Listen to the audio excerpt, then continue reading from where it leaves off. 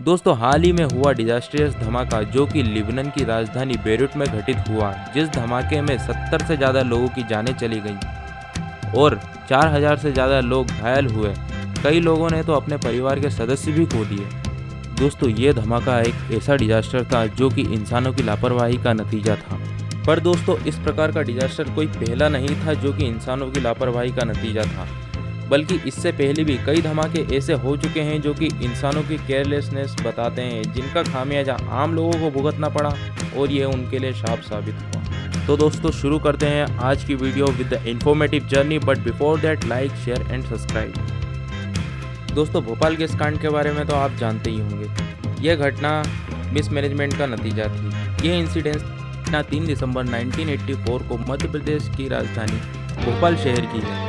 इसी शहर में एक पेस्टिसाइड प्लांट में गैस चेंबर से 30 metric ton methyl isocyanide atmosphere में लीक हो गई, जो कि पॉइजनस गैस होती है, जिसकी वजह से वहां हजारों लोगों की जानें चली गई और कई लोगों को रेस्पिरेटरी और जेनेटिक डिसीजों का सामना करना पड़ा। दोस्तों दूसरे नंबर पर आता है जिलिन केमिकल एक्सप्लोजन। यह घटना चाइना के जिलिन शहर स्थित पेट्रोकेमिकल प्लांट, जहां पर बेंजीन और नाइट्रोबेंजीन का प्रोडक्शन किया जाता था, यहां पर बेंजीन सप्लाई पाइप में ब्लॉकेज होने से स्टोरेज टावर में एक्सप्लोजन हो गया। इस घटना से आसपास की बिल्डिंग्स ने भी आग पकड़ ली और तो और धमाका इतना भयानक था कि 100 से 200 मीटर दूर तक की बिल्डिंग्स डैमेज हो गई और वहीं से गुजर रही सोंगवा नदी में 100 टन से ज़्यादा केमिकल और पोल्यूटेंट्स फैल गए।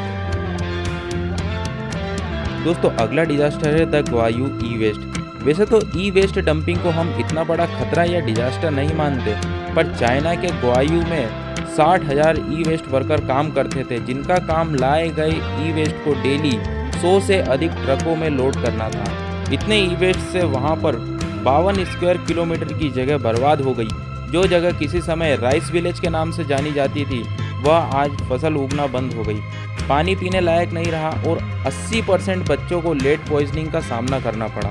वैसे तो यह घटना 2005 की है, पर इसका परिणाम आज भी वहां पर देखने को मिलता है। दोस्तों अगले नंबर पे आता है द सेंट्रेलिया फायर। दोस्तों यह घटना पेंसिल्वेनिया के सेंट्रेलिया सिटी की है, जिस सिटी को आज वहां के लोग घोस्ट टाउन के नाम से भी जानते हैं। यह बात 1962 की है, जब वहां पर गार्बेज डंपिंग की समस्या दिन ब दिन बढ़ती जा रही थी।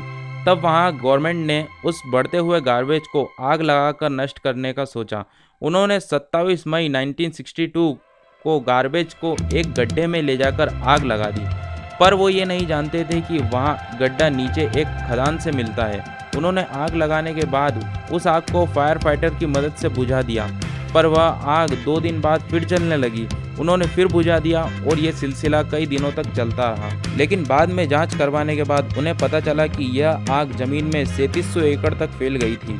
आग से निकलने वाला धुएं से एनवायरनमेंट में कार्बन मोनोऑक्साइड की मात्रा अधिक हो गई थी, जिसकी वजह से वहां के लोगों को सेंट्रेलिया सिटी छोड़कर जाना पड़ा और इसी वजह से वहां लोग उसे घोस्ट टाउन के नाम से बुलाते हैं। दोस्तों अब बारी आती है द केसल ब्रावो एक्सप्लोजन की। यह घटना 28 फरवरी 1954 की है, जब यूनाइटेड स्टेट ने एक ऐसा थर्मोन्यूक्लियर बॉम्ब या फिर हाइड्रोजन बॉम्ब बनाया जिसे उन्होंने नाम दिया केसल ब्रावो।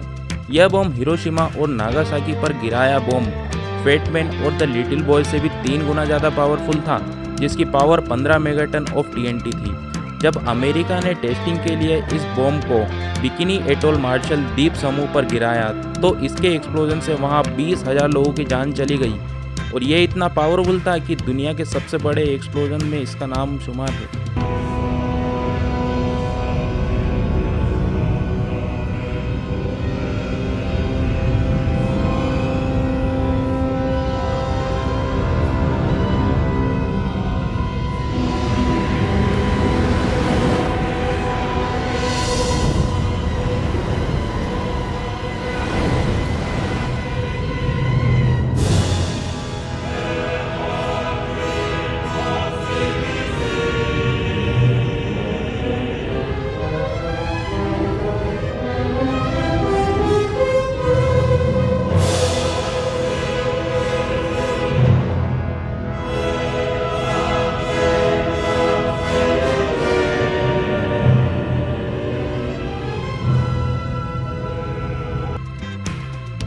अब बारी आती है दोस्तों देश तो परालसी की।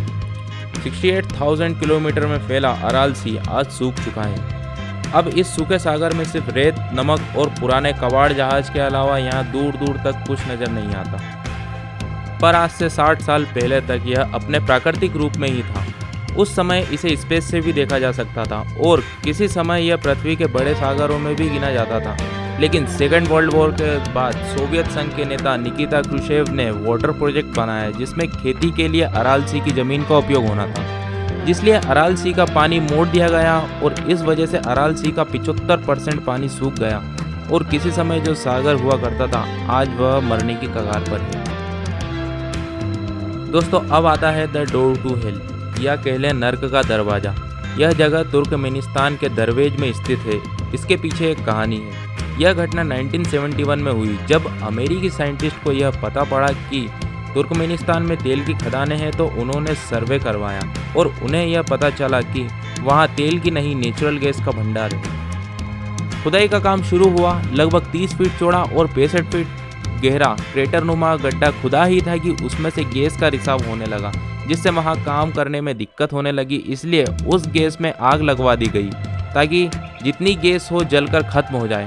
पर ना तो आज तक गैस खत्म हुई और ना काम चालू हुआ। 1971 से आज तक वहाँ आग बरकरार है और पॉल्यूशन फैला रही है।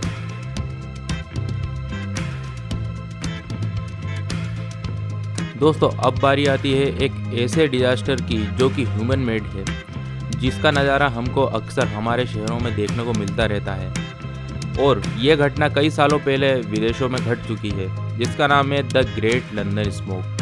यह इंसिडेंस 5 दिसंबर 1952 से 9 दिसंबर 1952 तक लंदन शहर में चला।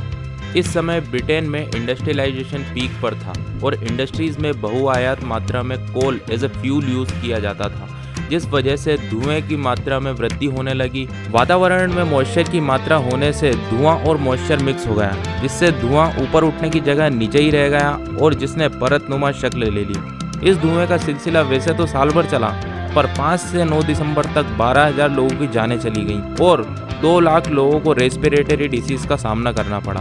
दोस्तों उस समय धुएं का हाल ये था कि 1 फीट दिखना भी मुश्किल था। इस घटना ने वहाँ की गवर्नमेंट की आंखें खोल दी और वहाँ एयर पोल्यूशन कंट्रोल लॉ भी पास किया गया। पर हमारी गवर्नमेंट क्या कर रही है पोल्यूशन को लेकर के, कमेंट जरूर कीजिए। दोस्तों ये कुछ ऐसे ह्यूमन मेड डिजास्टर्स थे जिसकी वजह से आम लोगों को नुकसान झेलना पड़ा। दोस्तों वीडियो अगर अच्छी लगी हो तो वीडियो को लाइक करें, शेयर करें और चैनल को सब्सक्राइब करें और बेल आइकॉन जरूर दबाएं ताकि हमारी आने वाली नई वीडियोस का नोटिफिकेशन आप तक जरूर पहुंचे। Thank you so much.